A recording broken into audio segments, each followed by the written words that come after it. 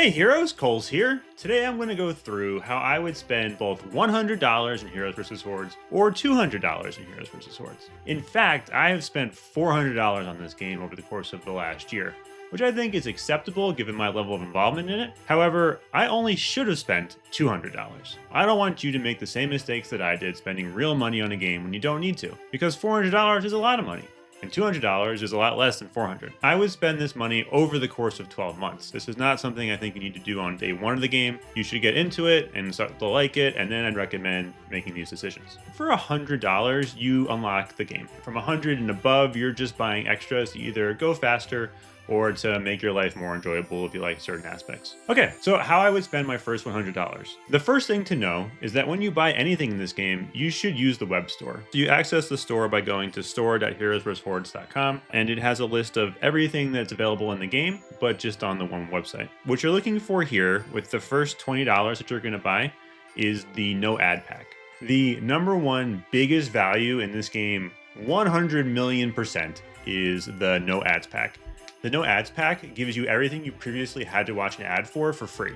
So if you have to do daily quests where to watch an ad, you can just click the button instead of watching the ads. If you want to reshuffle during a run, you're just clicking reshuffle. And the amount of time saved if you play this game at all is just unbelievable. Without a doubt, the single biggest value you can do is the no ads pack. Getting it on the web store and not getting it in the game, you get an additional 200 gems, which is not nothing. That's like a couple bucks value. And let's say it's like 2 hours of work for you. Those are 2 hours that you're going to save basically within a week of not having to watch ads. Okay, after that, the calculations start getting a little bit more kind of The big one for me, and I'm actually going to buy it right now just because I haven't yet, and it's $5, is the Expedition Starter Pack. So this gives you an extra expedition for your pets. And I'll have a whole nother guide on how to optimize your pets. The one expedition spot here is the value. That is tremendously valuable in this game. And so I'm actually just going to buy it now. I don't know why I haven't at this point. I didn't realize it was this cheap, actually. You're doing pet stuff all the time, so hooray for that. I'm going to spend $20 on the ad bundle and then $5 on the expedition pack.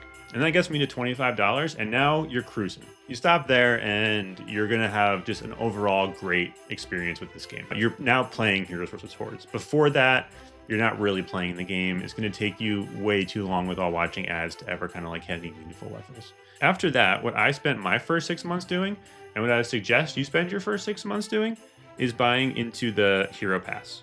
For $10 a month, if you have the time, the extra energy each day is totally worth it. A big part of this game, if you want to grind up really quickly, is just using all of your energy each day. And the 20 extra energy limit is huge.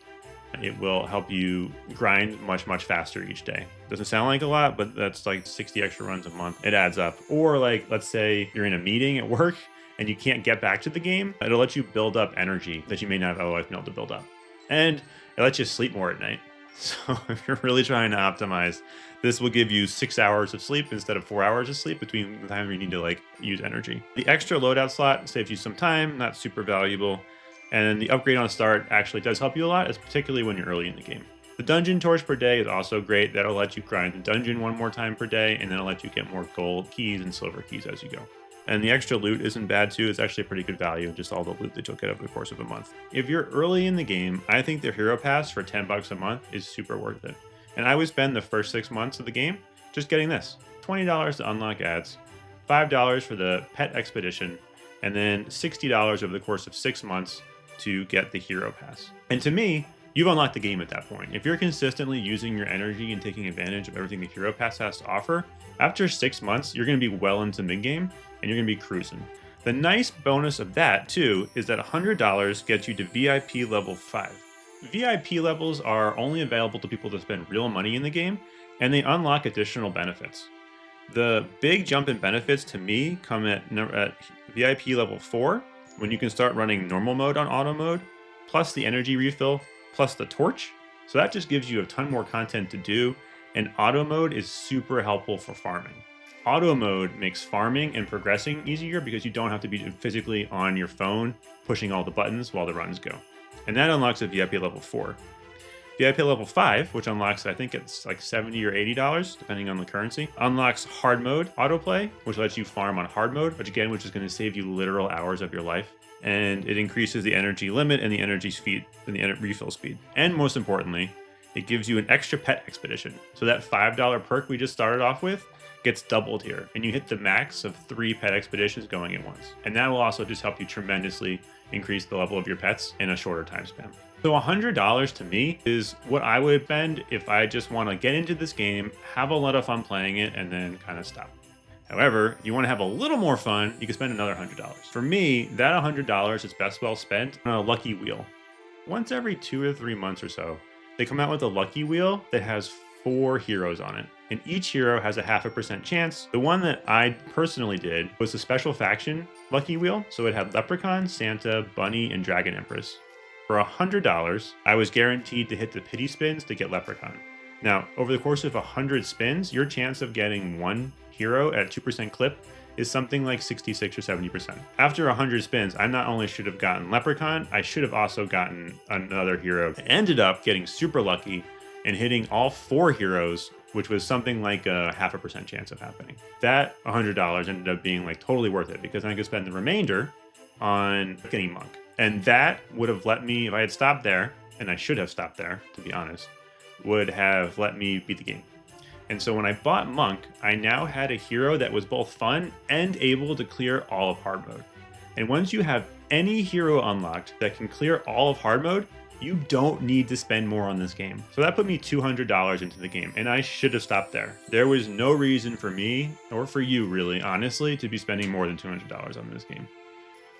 Unless you want to do something faster or unlock something you want right now. And I made 2 mistakes. The first one was I spent another $100 about a week later on Barbarian. At the time, I thought I needed him to clear hard mode. And the fact of the matter was I just did not. That $100 I spent on Barbarian was totally wasted. And the way I spent it was actually through the Lucky Draw. Lucky Draw, you should only do the pulls for the Lucky Draw if you have 17,000 gems. Because of the way the odds work and the probabilities here, you need 17,000 gems, and you're most likely going to get it on that last roll. Getting it before that last roll is actually incredibly lucky based on how the odds are set up. So to have 17,000 gems, I had to pay an extra $100 because I had just gotten the Monk and Santa and all those guys like a week before. But that was a waste of money. But the learning there really is once you have a hero that can unlock the end of hard mode, you don't need any other heroes. If you're starting from scratch, Clockwork Mage is that hero for me. Clockwork Mage is the one that's worth spending $100 on because she can beat the end of hard mode, she can clear arena really early, and she can beat every other piece of content in the game. So if you're going to spend $100 on any one hero, I'd recommend Clockwork Mage. There are some other things that people like to get that I could see you, instead of wanting to like maybe spend $100 on a hero, you could spend $100 on this, and it would probably be worth your time in the aggregate. So like I was saying, I spent $100 to get the gems required to get Barbarian. If I had done the daily gems delivery for 3 months, that gets me the same number of gems and only costs $45. So the daily gem delivery is super value efficient. So over the course of 3 months, 18,000 gems for $45, or in this case, 6,000 gems for a month, is actually a really good value. The other one is game speed. If you have the $10 extra a month to make your game go faster, you'll save hours of your life. The no ads bundle is great because it's permanent. The game speed is only for 30 days. So for things that I would not buy, it's basically everything else that they offer you, all these little things. So Jewel Beginner Bundle, not worth it. A Gear Bundle, not worth it. $100 for gear is crazy. Faction Shards, so 100 Faction Shards for $15. If you really wanted to, I could see it being okay value, but not something that I personally would spend the money on. And then all these random packs are just, I don't think worth it. The value's not there for me. Currency, like I was saying earlier, this is where I bought the gems required to get Barbarian for $100. Wouldn't do that again. And I'm not a skins guy. I do not value buying hero shards, so these hero shard offers to me are not worth it. Weapon tokens also to me aren't really worth it. You'll get them through arena and through other content. This game is a grind. And so you can pay money to make the grind shorter, but that's the trade-off. And to me, part of the fun is the grind. And I'd rather do that grind than pay $100 for some tokens like this. The other thing that a lot of people buy that I never bought because I didn't read it carefully enough, and I still don't know if it's worth it or not, is the Faction War boost. So the Faction War boost is permanent, which is great. And I had never read that word permanent before. I assumed it was monthly. For $20 here, you can increase the number of hero shards and runes that you can get from the Faction Wars each week for a particular faction. For $20, you permanently boost the number of hero shards you'll get for, in this case, the Mechanist League. Now, if you really like Clockwork Mage and you want to get her up faster and you're grinding through this game, this could be worth it. It's only going to help the heroes in the same faction, so I would only recommend doing it on something like Mechanist League or maybe on the Warrior faction. Those are the two that have like a bunch of like the really good heroes that you're going to be using a lot. For me, the fact that it only applies to a certain faction makes it a little bit less valuable. This diamond boost looks really enticing. If you have 50 bucks, that might actually be like super worth it. It'll save you a ton of time and let you upgrade your heroes much faster. So there you have it. That's how I would spend either $100 or $200 in this game, and I would do everything I could possible not to spend more than $200. If you're going to spend $300, the one thing that unlocks that's kind of nice is the VIP level 7 pass, and that gives you access to more content sooner in the game and a couple more auto modes. It's something that like is a nice perk, but definitely not worth the extra $100.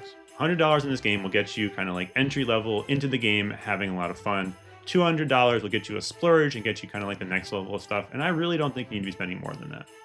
However, I did, and so I can't really tell you not to. Because at the end of the day, I love this game. And I like it so much I'm making content all the time.